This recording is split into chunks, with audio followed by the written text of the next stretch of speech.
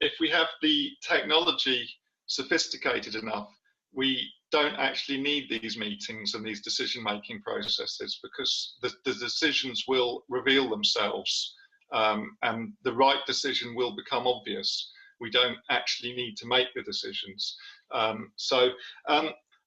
Another example which is really relevant, people don't actually think of it so much with graph databases, is actually your GPS or mapping software uses graph databases.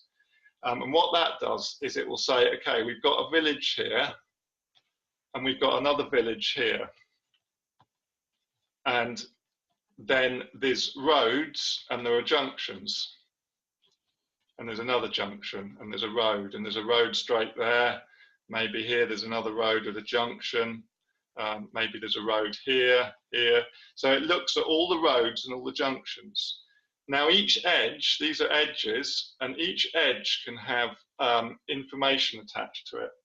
So on a GPS system, on a mapping system, the two bits of information it has are the distance. So for example, you could say that's 4 miles, that's 8 miles, that's 6 miles, that's 10 miles, 1 mile, 2 miles, 5 miles. And it also has the time it takes. So it might be 1 minute, it might be 4 minutes, it might be, I don't know, 6 minutes, and so on. And what it will do is it will look at the values of each of the edges, and it will find the shortest route. So in this case, it might find that although that road is a direct road between the villages, it takes 10 minutes. So that road takes 10 minutes. This route here takes 5, 6, 7, 8 minutes. So that route's quicker, but it's not necessarily the shortest. You might find that one of the other roads is shorter. And then if you add to the edges information about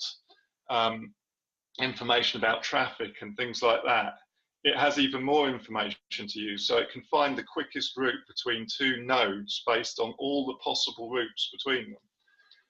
Now, what's great about that example is the map. We don't sit down and have a meeting for an hour to decide which is the quickest way to get from A to B. The information's in the system, and the system will tell us the quickest way. We don't have to have a vote on it or anything like that. The system will just tell us which is the way we need to go. And I think that's the key to is that the system can actually make the best decision for us if it has the information that it needs to make that decision. Well, if you give it the information about the distance between points, and you give it the information about the speed you can drive on those roads, and you give it information about the traffic on those roads, it will give you the best option.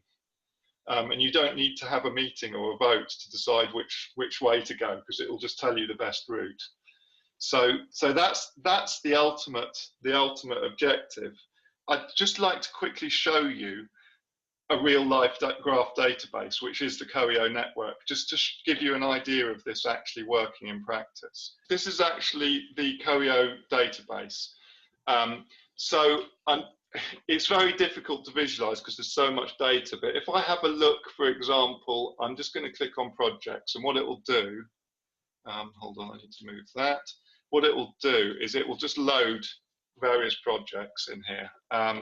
So here you can see you've got a project, you've got various people, the green circles are people that are following that project.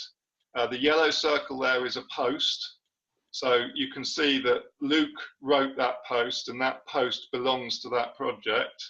And you can see that that project belongs to the pink circle, which is a project type, which is community. And then you can see other projects that belong to that. And if I just start expanding various nodes, you start to see how everything is interconnected.